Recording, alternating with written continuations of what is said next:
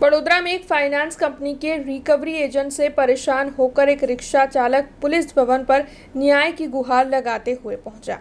बड़ोदरा शहर के कारेलीबाग तुलसीवाड़ी इलाके में रहने वाले विनोद भाई और अपने परिवार में एक ही कमाऊ शख्स है जो ऑटो रिक्शा चलाकर अपना गुजरान चलाते हैं। ऑटो रिक्शा की खरीदारी के लिए उन्होंने बजाज फाइनेंस में से लोन ली थी और लोन की एक किश्त वो अपने घर में चल रही बीमारी की वजह से भरना चूक गए थे। उनकी ओर से रिकवरी एजेंट से वादा किया गया था कि कुछ ही वक्त में वो किश्त भर देंगे, लेकिन उसके बावजूद भी रिकवरी एजेंट जो है वो उनकी ऑटो रिक्शा लेकर चला गया था। दरअसल इस मामले की पेशकश बार बार किए जाने के बावजूद भी एनबीएफसी के व्हाइट कॉलर गुंडे की ओर से उनकी बात नहीं सुनी गई, जिसके बाद वो कारेलीबाग और मांजलपुर पुलिस थाने में शिकायत दर्ज करवाने के लिए पहुंचे। लेकिन वहां पर भी जब पुलिस की ओर से कोई कार्रवाई नहीं की गई, तब आज वो अपनी गर्भवती पत्नी और परिवार के साथ पुलिस भवन पर न्याय की गुहार लगाते हुए आवेदन पत्र देने के लिए पहुंचे हैं। मारा रिक्शा हफ्तो बाकी હતો એક અને રિક્ષા લઈ ગયા અમારી માજરપુરથી 8 તારીખે લીધી હતી અને મેં કીધું કે મેં પૈસા ભરી દઈશ તો હવે માન્યા ના મારી જોડે અને મને કહે તું પૈસા ભરી દે। મેં કહ્યું ના મારે પૈસા છે નથી એવડે, મારા બહેરીને મહિના ચાલે છે, 8મો મહિનો ચાલે છે અને મારે ઘરનું વિચારવાનું, ઘરનું ભાડું કરવાનું, બધું મારે કરવાનું, એકલો કમાવાળો છું મેં ઘરમાં। તો મેં કોઈ કીધું કે મારે થોડી પરિસ્થિતિ ખરાબ છે મારી, થોડું સમજો મને। તો કે ના, તો કે તું રિક્ષા લઈ લે કે। તો મેં રિક્ષા લીધી।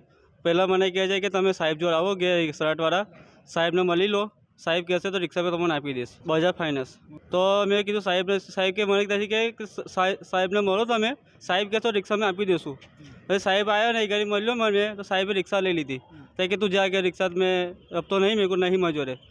તો કે ના તું રિક્ષા બીકી જતો કે, તો રિક્ષા તો બીકી દીધી મેં। હવે સાહેબને જ કહેવું છે કે મારી રિક્ષા મળી જાય બહુ થયું, બીજું કંઈ નહીં મળે। તો હા, એની પર જ મારું ઘર ચાલે છે। આ મારી વાઈફ છે, વાઈફને પણ મેં કીધું મહિના ચાલે છે એવું છે, બીજું કંઈ નહીં મારે, ખાલી બધાને રિક્ષા મળી જાય બહુ છે મારે। પોલીસ ભવન એટલા માટે આવ્યો છું કે હું અત્યારે મારી ઉપર બહુ જ ફોન આવે છે અને હું અત્યારે વડોદરા જિલ્લા પહેલાં તો ભીમ આર્મી પ્રભારી હતો અને અત્યારે હું સામાજિક આગેવાન તરીકે આખા ગુજરાતનું કામ કરી રહ્યો છું। મારું નામ છે રમેશભાઈ ઈશ્વરભાઈ વણકર અને મને કાયદાને પૂરેપૂરો પરિચય કર્યો, ત્યારબાદ કાયદાની અંદર પૂરેપૂરો અંદર ઉતરી ગયો, જોયું કે કાયદામાં કોઈ પણ જગ્યાએ આ લોકો જે સીઝરો રોડ ઉપર ખુલ્લેઆમ જે ગાડીઓ ખેંચી રહ્યા છે તેઓને કોઈ પણ અધિકાર છે નહીં। વારંવાર જ્યારે અમે જે ભોગ બને છે મારી ઉપર સૌથી વધુ કરજણ ટોલ નાકા, પાદરા મોડ ચોકડી, બધી જ જગ્યાથી મારી ઉપર બહુ જ ફોન આવે છે। દિલ્હીની સવારથી સાંજ સુધી ઓછામાં ઓછા 500-700 ફોન આવી રહ્યા છે મારો મોબાઈલમાં છે અને તમામે તમામ રજૂઆતો આપણે પાલચોની સાંભળીએ છીએ અને એમને કહીએ છીએ કે નજીકના પોલીસ સ્ટેશને જાઓ ત્યારે ત્યાં જે પીએસઓ સાહેબ ઊભા છે તે એવું કહે છે, બેસે છે તે કે તમારે તો સિક્કો લોન ભરવી જ પડશે, ના ભરવી તો ગાડીઓ ખેંચી જાય। પણ સાહેબ તમે કાયદેસર કરીને ખેંચો ને કોર્ટ થ્રુ।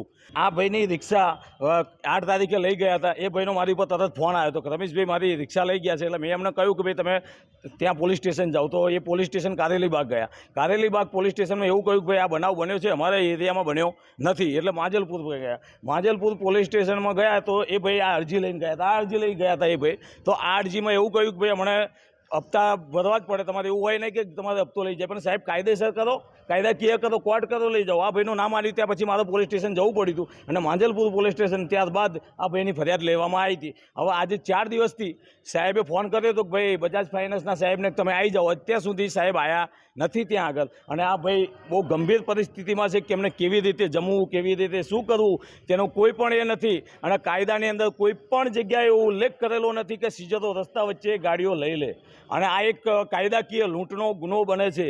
તો આવા તમામ મુદ્દાઓની ઉપર પોલીસ ધ્યાન દોરે અને કાયદેસર આજે બરોડા જિલ્લાની અંદર જેટલા સીઝરો ગેરકાનૂની રીતે બધું જ કામ ચાલે છે તમામે તમામ બંધ થવું જોઈએ। અને એ જ બારામાં મારે સાહેબ શ્રી કમિશનરને એક રૂબરૂબ મુલાકાત કરવા જે પહોંચી ગયો છું આજે। हमसे जुड़े रहने के लिए हमारे YouTube चैनल को सब्सक्राइब करें और नई वीडियो की नोटिफिकेशन के लिए बेल आइकॉन को दबाएं।